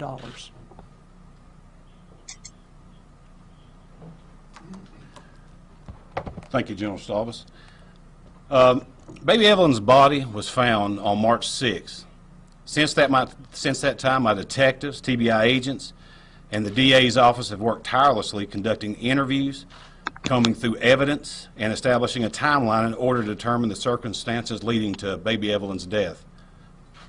As a result of false information given by the defendant, along with misinformation circulated in the community, there's been a lot of confusion in the case. I want to be clear when I say that after an extensive and thorough investigation, other individuals were eliminated as suspects, and Megan Boswell became the sole suspect in this case. My office has received dozens of calls and messages over the last several months from concerned residents wanting to make sure that we had not forgotten about baby Evelyn. I assure you we haven't and we won't. I want to express my sincere appreciation to those residents who have shown their support throughout this process. We've received foods, cards, prayers, many encouragement, and we appreciate that more than you know. I know many of you still have a lot of questions in this case. Please know that we can't speak to the evidence gathered during this investigation because this case now has to be prosecuted. We are determined to make sure that justice is served for baby Evelyn. Thank you. I'll now turn it over to Tennessee Bureau of Investigation Director David Roush.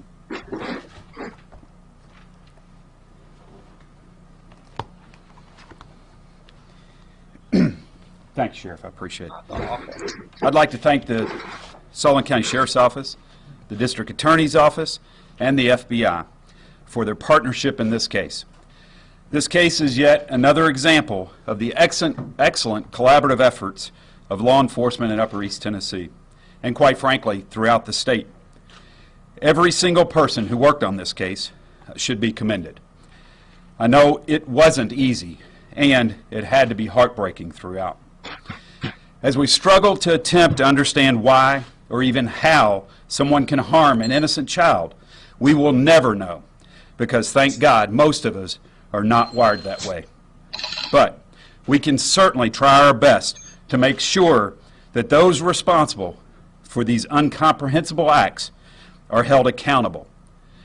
Today's indictment is the first step in assuring that that happened. Held accountable. You guys that follow me and you guys that come in Miss Daisy's chat. You guys hear me constantly say this. Why are these adults not being held accountable? Our hearts and prayers go out to the family and friends who love baby Evelyn, along with the many citizens who, like us, developed deep-seated love for this sweet little girl. She didn't deserve this. No child does. And that's why we will continue to work to pursue justice in this case. It's the best and most important thing we can do to honor her memory. We now move to the critical role in our system of working with General Staubus's office to engage the courts and provide the proof that so many have worked tirelessly to collect. We are deeply grateful to this team of professionals for the determined and methodical investigation. In closing, we would like to encourage anyone who suspects that a child is being abused to immediately report it. Child abuse must stop, and we must do all we can in our power to make it stop. You can report it to your local law enforcement agency or call the Tennessee Child Abuse Hotline at 1-877-237-0004. Thank you. And guys, I'll include that phone number as well, in the description, because, you know, like I said, we don't know what the hell's going on in Tennessee, so it's important to have these contact information. I'm so sorry. I'm drinking coffee at 4:30 in the afternoon and Eastern time, and apparently my stomach doesn't appreciate it. So this next video I'm going to pull up, I apologize. I should have ran it before this one, but this video I felt was important because it was the press conference.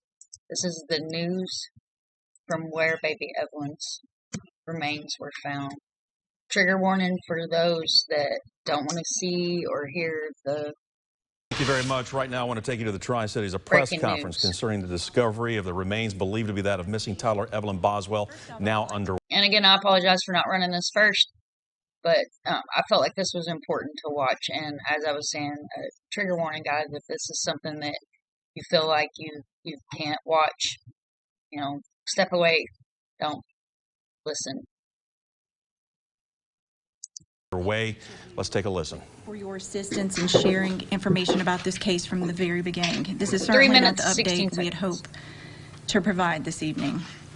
Before we get started, you should know that this is a very active investigation. We understand that you have a lot of questions, but please understand, in order to preserve the integrity of the investigation, there's not a lot that we can release at this time. Sheriff Jeff Cassidy is going to give a brief statement, followed by District Attorney General Barry Staubus. Sheriff.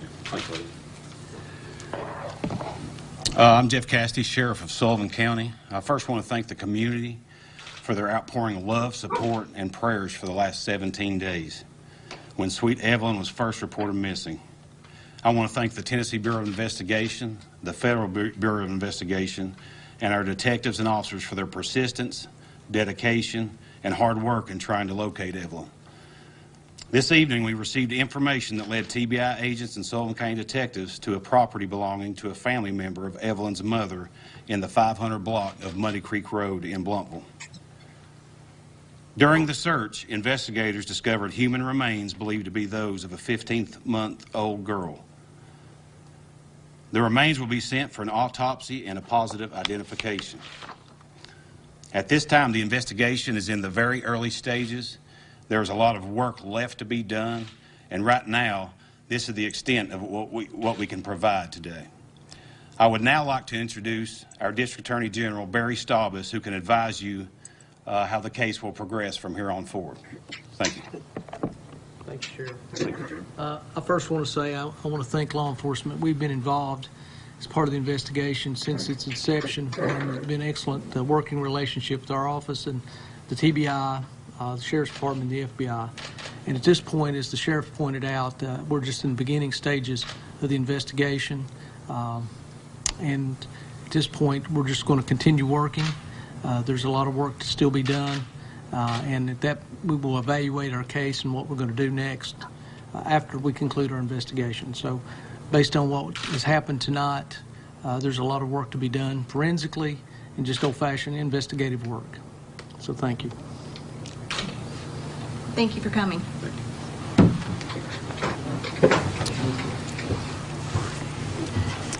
All right, so again, you have been watching. It was a very short news conference tonight. This is out of the Tri-Cities tonight. You heard several different agencies. Okay, so he's just going to tell you about what this was going on here. I'm not going to run that.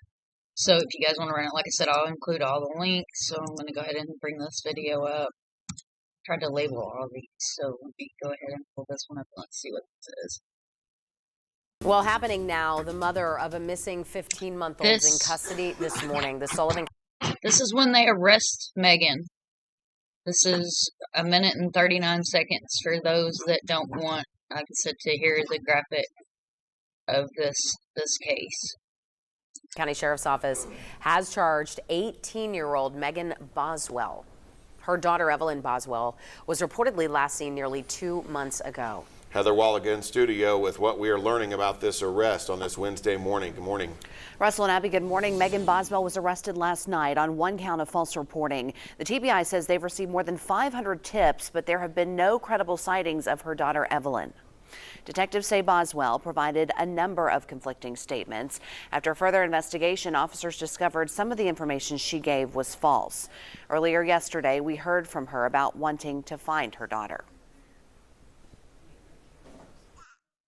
Just to bring her back.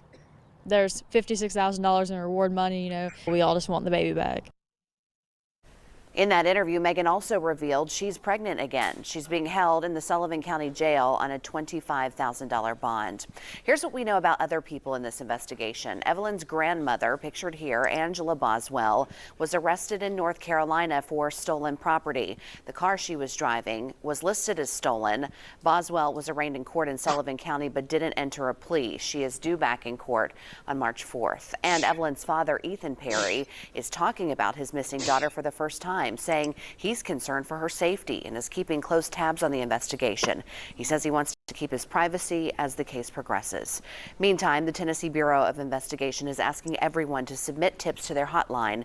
If you've seen Evelyn, call 1-800. And she's just going to go on talking about baby Evelyn. Now, I did want to include this video. This is just for information purposes of the type of people that were around baby Evelyn when this was all taking place, guys.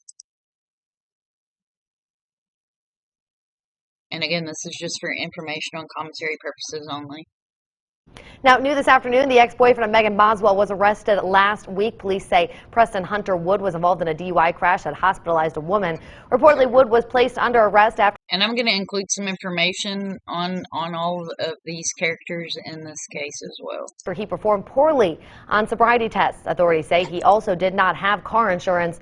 Wood was charged with driving under the influence, aggravated assault, resisting arrest, and failure to comply with financial responsibility. No other information about the crash victim is available. Guys, I'm going to bring up, be right back here, and put some good music for us to listen to. This, like I said, I am going to go ahead and share this guy, and I'll put his link in the description. I'm so sorry. This is Dad Jackson, My City, Paducah, Kentucky Tribute. And for those of you that do follow me, know that if you've been in Miss Daisy's chat, I am from Paducah. So you guys enjoy this young cat. Yeah. P-Town, what up? You know what the fuck going on. You know what the fuck going on with us. P-Town, what up? Hey, we really living like that down here, man. I don't think y'all know. Yeah, I got the... Hey, bitch, I got the... Hey. DA, what up? What up? AC, what up? Blackburn, what up? Northside, Southside, wherever you reside, it's all a part of the town. We coming, and we still in the dirty South too, man. So it's only right I pay homage to the originators. West Kentucky, stand up, man. Let me show you how we do it where I'm from, though. Hey, man, from H-Town to KY. Hey, you can catch me in the P-Town, I'm getting it. Something in the water drip a little different. Remember when the 8th used to be lit? Niggas ride old school with them 6s. Probably get a fit off at the brick. Then go to G-Bo's for some chicken. Good die young, the city reminiscing. Chasing my dreams, they all in they feelings. 2-door T-top, roof go missing. Styrofoam cup for shells and I'm sipping. Well, I was a youngin' and running them streets. Jumped out the porch around 03. Pull up to the park and them niggas was stunting in Chevys. A bubble, a box of Capri. Pull up to my hood after that, had the parking lot D. Watching young niggas racing the street. Whole lot of clicks, but me and my niggas was game. We gon' ride to the tank on E. I was a legend already. I lived in J2 and another one lived in J3. Miss Brenda, Sharika, and D. They stayed above me. J7 was Big Dominique. Police is petty. Might catch a possession of something for less than a gram of some weed. Catch me on the south, I'ma link with my dogs. Before I get right, rest in peace to Jamal. I say RIP to my nigga Dontel, Twiz and Tay, Ronika as well. Now I'm on 9 for my brothers and them with the most. Just me, Lenoble and Dev. I ain't have brothers, so then was my brothers for sure. Used to stay down the street from the jail. We see the ride and we still in the bike and then paying that bitch just to hide it from 12. Get caught in the whip and they put me in jail. Kept giving me offers, I still wouldn't tell. It used to be mid in the season, now it's cushion the leaf. You could tell by the way that it smell. Yeah, I grew up with the hoopers and thugs. I'm in the hood where the bitches show love. I'm talking about aunties and daughters and mamas and nieces that act like the dick was a drug. I know a bitch to this day that still love me to pieces and can't even give me a hug. If it was beef, then we met in the street for the beef. But now niggas might get a slug. Niggas scared, they playing with guns and beefing with words. But me, I be rapping for fun. Pull to the barbecue downtown. Before it's all gone, I'm spinning background. Can't forget about them Sundays at the park where Jeff and Jerome been holding shit down. That said I fell off, but look at me now. Yeah, I be on beats making songs for the town. I be rapping my city wherever I go, do it proud. But now I came back for the crown. They tell me different when we in the room, cause the aura gon' make us stand out in the crowd. To be honest, my city got just what you need. From barbers to people that's lacing your weed. Be cautious, them trappers be lacing they weed. Don't care if you die for their family to eat. We got some talent down here in Paducah, the state of Kentucky could barely believe. Damn. So basically, we always been the underdogs. Everywhere we go, I know. Even in our own city. Shit, it turns out we really big dogs for real. Yeah, big dogs. If y'all ever need somebody to lean on, man, lean on me. Man, lean on Dad. Yeah, bitch, I got this. On my back, city on my back. You know I got it. City on my back, city on my back. Oh God. Back, city on my back. That press ain't nothing, man. Bitch up. Yeah. On my back, city on my back. B-Town. On my back, city on my back. Paducah, Kentucky to be exact. City on my back, city. I'm just trying to put us on the map. Okay, guys, so I did want to show that young cat some love. That is my hometown, and I found that to be an awesome video. I am known for these. I did do a tribute video for baby Miss Evelyn. I did want to show some really pretty pictures of her. Pictures of her with her mom, you know, back in the past. And I wanted to go ahead and share a few pictures of the grandmother and other people that are included in this case, guys.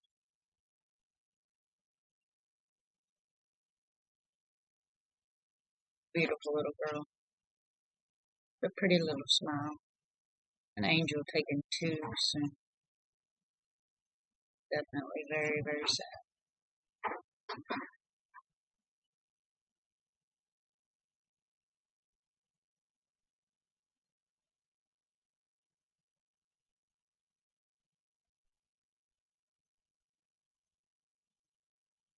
And this monster, in my opinion, I mean, anybody that couldn't even report this baby being gone, it just infuriates me. Absolutely infuriates me.